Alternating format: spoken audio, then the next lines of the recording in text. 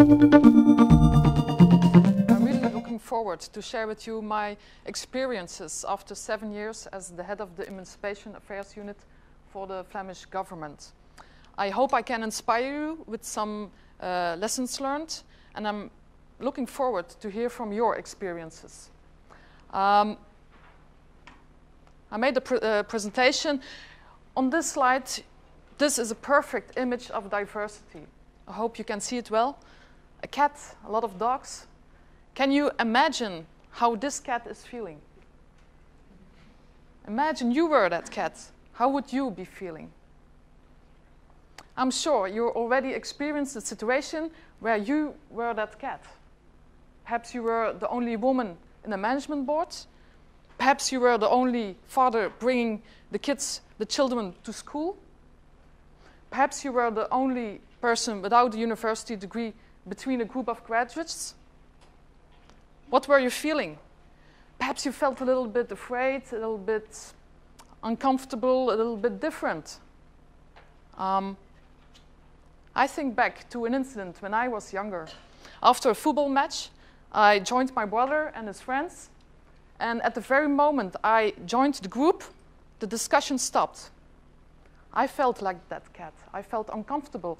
And those guys, they felt uncomfortable too. I'm not sure, but I think it was about boys' talk. So what I want to say is everybody has already experienced a situation where you are the other one. Being diverse, it's something we know all. Well, why change all this? Being diverse, it enriches our society, so why change it? Well, anyway, it's very smart to change the disadvantages of being different into advantages. And there are two main reasons to do so. First, it makes you and your organization more democratic. And the second reason, it makes your organization more effective and efficient. And I'll come back to this later on. This is the content of my presentation. The next, let's say, 50 minutes. I would like to focus on 3 areas. The first area, the Flemish government. What do we do? Which actions do we undertake to promote diversity in our workforce? In the second part, I would like to share with you my experiences after 7 years as the head of the Emancipation Affairs Unit. I would like to share it from my personal point of view. And in the third part, during the Q&A, questions and answers, I'm really looking forward for your experiences. Well, this is Belgium. Mr. Koen Haverbeke already told you that Belgium is a very interesting country. Definitely it is. I don't know, have you been already to Belgium? The sir in the back? But you live in France, don't you? And you lived in Brussels. Okay, yeah. So I invite you to come to Belgium. Perhaps next time you're thinking about a holiday. It's very interesting to come to Belgium. It's only a 2.5 hours flight. So definitely a good idea. But as I said, Belgium is a very interesting country, a challenge, indeed. We know how to cope with diversity. We have 3 official languages in this small country. In the northern part, you see Flanders. There, the citizens speak Dutch.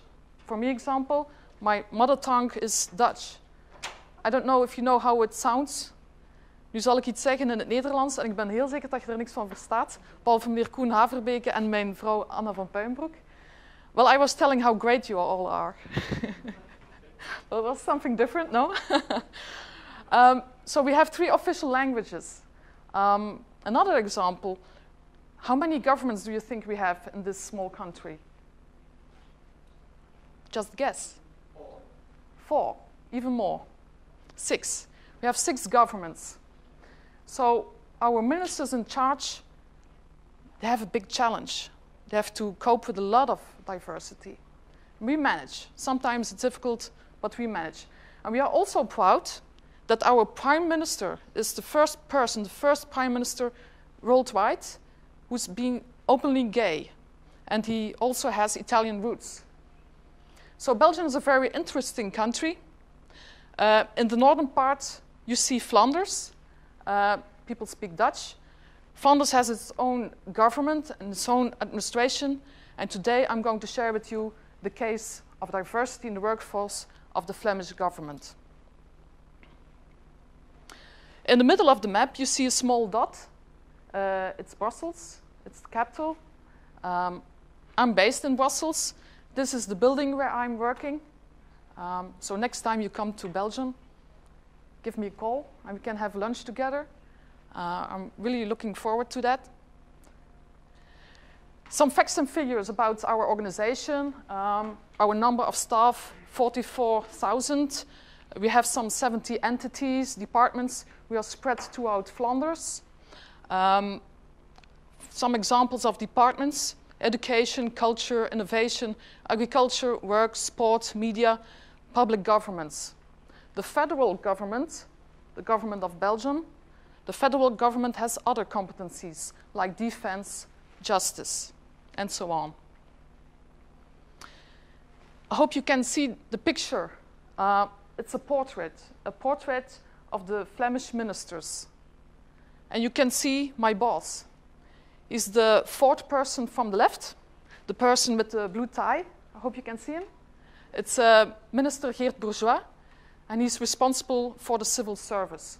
So he's my boss. I report directly to him. Well, this is a very simple image, but a very good image, because that's my goal. That's the mission statement of the Flemish government. We want to mirror society. We want to include diversity you see in society within our workforce. For example, the number of women in our society, I suppose it's the same in your country, is 50%. That means we would like to have 50% of our staff being women. At the moment, we have 48% women. So we almost reached our goal. But when you look at our management positions, the number drops significantly. At this moment, we have 24% women in top management positions. So we have a way to go. The Flemish government chose to focus on specific target groups. So we made a choice. Now we are focusing on women in top and middle management positions, people of foreign origin, people with a disability or chronic illness, and the theme of sexual orientation. I don't know if it fits with the priorities of your own organization, but we made this choice. But of course, you know, I told you about being diverse in the beginning. You felt diverse. You can be diverse in many ways. For example, you can be diverse by using another language, a different nationality, your professional experience, social class, values, sexual orientation, specialization, skills, also gender, race. Anyway, it's important to make a major distinction between visible and invisible differences. And as you can see, only some differences are above level of the waterline. There are many differences you can't see. I'm sure you already experienced a situation that only after time you noticed that somebody you know has a certain illness or a different social background. And once you knew that, it made it possible to understand the person much better.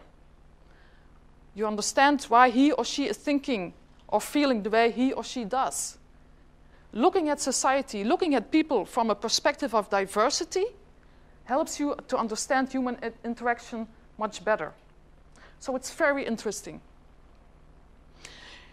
In the next slides, I'm going to give you an image of the sort of initiatives we undertake.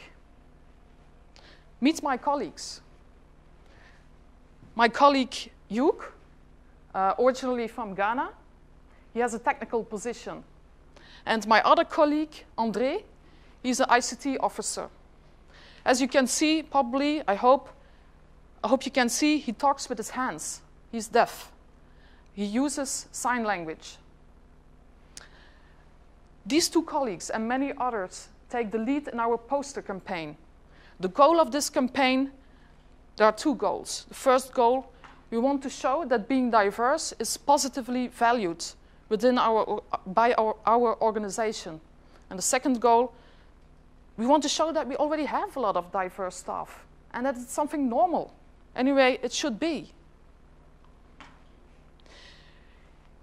On this slide, you can see me, the first picture. You can see me holding a meeting with our Emancipation Affairs officers. I told you we have some 70 departments. In each department, we have an Emancipation Affairs officer. We come together, we discuss plans, we exchange our experiences related to diversity in the workforce.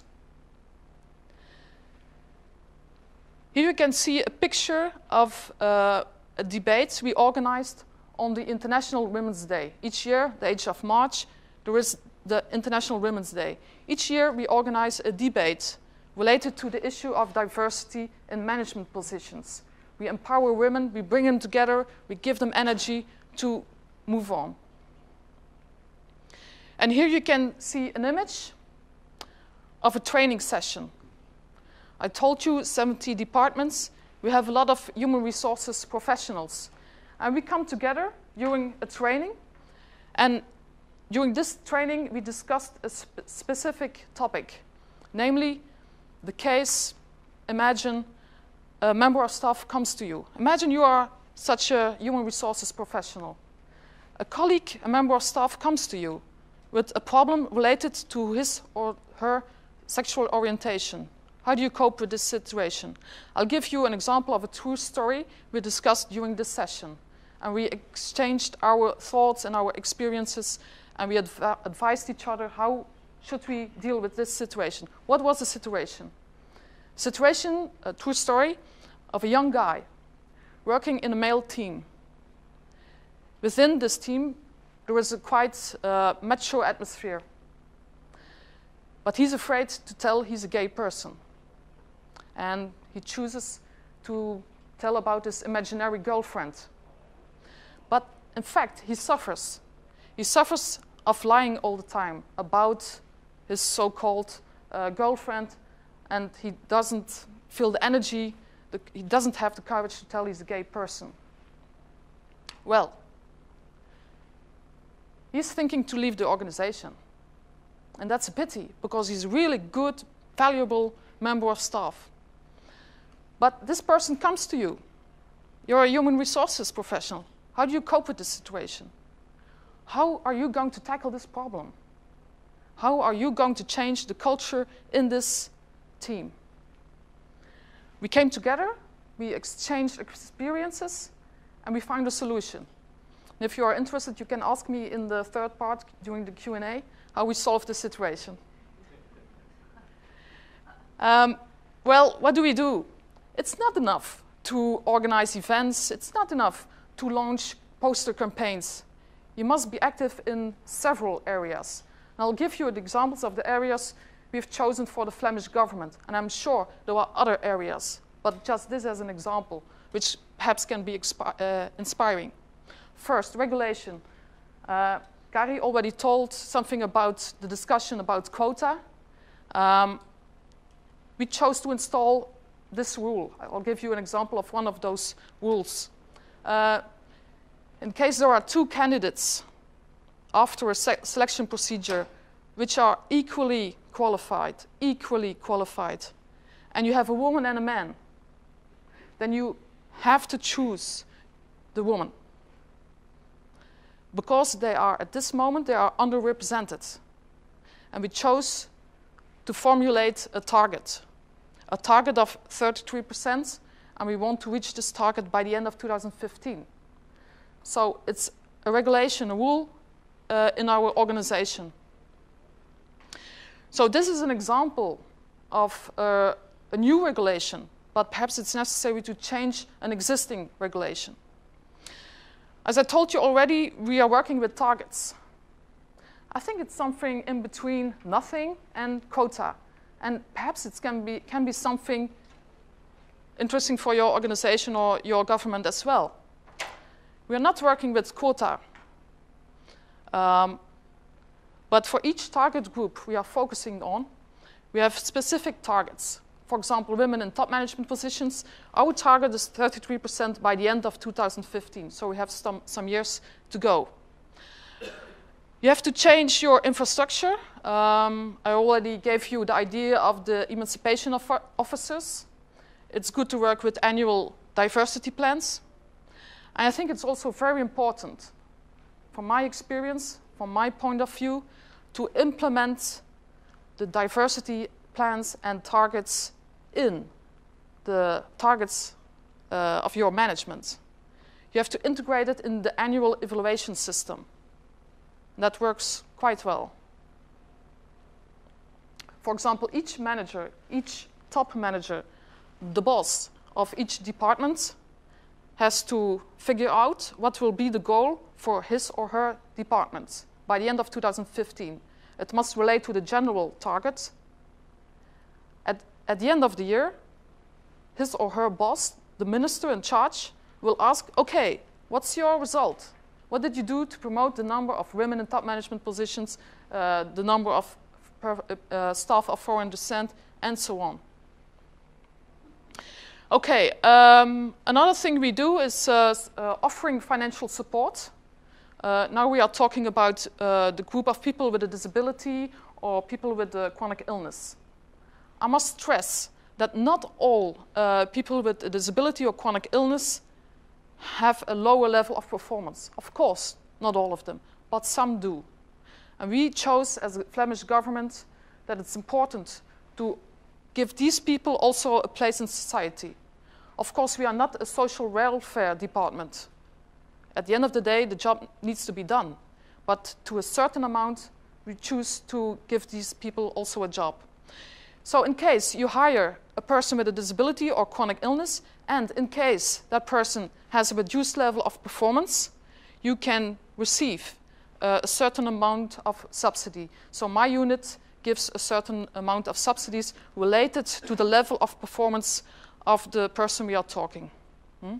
So that helps the manager to give the support to the person so he or she is able in a good way to do his or her job. We also offer subsidies for adjustments in the workplace. For example, other software when you are not able to see very well. Another area which is interesting to be active in is the area of human resources processes. We invest a lot in changing human resources processes like teleworking. I don't know how it goes in your organization, at university or in a company or in a government.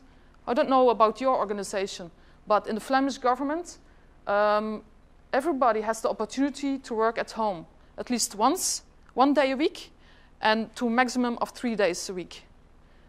It helps you to have a good balance between your work and life. And I can affirm that. I work each week I work 1 day at home, and I work hard. We are taking the lead, I must say. We're taking the lead in Flanders. We are taking the lead in changing human resources processes to help our members of staff to have a good combination of work-life balance. It also stimulates the recruitment of women, because it's still the case that mostly women take the job of taking care for the children, etc. There are some evolutions, luckily, but it's still the case. We also offer training. I gave you an example of the human resources professionals, and we also offer leadership programs. And of course, communicate a lot. In a certain way, this conference is also a way of communication, sharing experiences, and collecting energy. Okay. Oh, very interesting, perhaps, you're thinking, but at the end, what's the result? What are the deliveries? In the next slide, I'm going to give you an image, an impression of the way we are going, and what is the distance we have to go. Well, this slide, on this slide, you see graph. a graph of women in top management positions. How to read this graph? The red bars, they show the percentages of women in top management positions over the last years. So what you can see is at the end of 2011, we had 24% women in top management positions, the bosses of those 70 departments. 24%. But the red line, here you can see it, the horizontal line, that's our goal, 33% by the end of 2015. So when you look at the past and you look at the future, then you can make a connection between the date of 2015 and go up and look at the red horizontal line and look from the past to the future. You can see we are going in the good direction. We're heading in the good direction. But we need to be cautious. I told you we're working with targets. The Netherlands are doing the same. Well, they did. They stopped working with targets. And since then, the number of women in top management positions dropped. So we need to be cautious. My message is, it asks a lot of energy, a lot of hard work and focus to improve the number of women in management positions and to maintain that result. I also would like to stress that compared to the companies in Flanders, we are doing much better. I'm quite happy with that situation. Well, I'm glad we have a lot of women in top management positions. The number in companies, number of women in top management positions is something about 10%. So 10%, 24%. I think we are showing a good example. But let's look at the figures of persons of foreign descent. Here goes the same. The percentages of my colleagues of foreign descent in our organization over the last few years. At this moment, we have some 20.8 members of staff of foreign descent in our organization. Our target is 4%. It's this red horizontal line. And we also want to reach this target by the end of 2015. So if we look at the past and are looking towards the future, we are heading in the good direction. But unfortunately, again, we need to be very cautious. I don't know if the same goes in your country, but in Belgium and also in Flanders, we are facing huge budget cuts. And also, it also affects our personnel budgets. And as a consequence, we have fewer vacancies. As a consequence, it's more difficult to attract new colleagues, also new colleagues of foreign descent. Perhaps you can see already the effect that we are not really going fast now at this moment. So I'm a little bit cautious about the next years. If you don't have vacancies, how can you recruit new colleagues of foreign descent? So this is, on this slide, you can see the situation of my colleagues with a disability or chronic illness. At this moment, we have 1.2 colleagues with an illness or a chronic disease. Our target is 3%, and we want to reach this target by the end of 2015. I must say, improving the position of these colleagues is the most challenging. I don't know if it's the same in your organization, but it's quite tough to get results. And especially in times of budget cuts, of austerity measures, it's a challenging task. But we are still trying to improve the situation. I think you can imagine, if you were a manager, perhaps you are, if you are a top manager and you are facing budget cuts, you are less likely to hire persons with a disability or chronic illness, because most of you probably will think, you know, lower level of performance. But not all persons, of course, not all persons with a disability or chronic illness have a lower level of performance. In discussions with other colleagues, with managers, I always use the example of my own team. I already heard an example of the lady here in the front of students. I can also tell the story of my 3 colleagues. I have a team of 9. I have 3 colleagues with a chronic illness or a disease. Okay, one person has a seriously reduced level of performance, but I can cope with that. In a team of 9, I can cope with that. My 2 other colleagues perform very well. And I think it depends on the capacity of your team. How many people do you have? And what is the willingness of your colleagues, your members, to give space to this person and to give support? But I don't think it's something that's opposite budget cuts and giving, offering a good place for your diverse colleagues. But anyway, it's not easy. Okay, that was part 1 of my presentation. I told you about the Flemish government. I told you something about the large concept of diversity, being diverse, you know, the story of the cat. I told you something about the kind of actions we undertake and what the results are.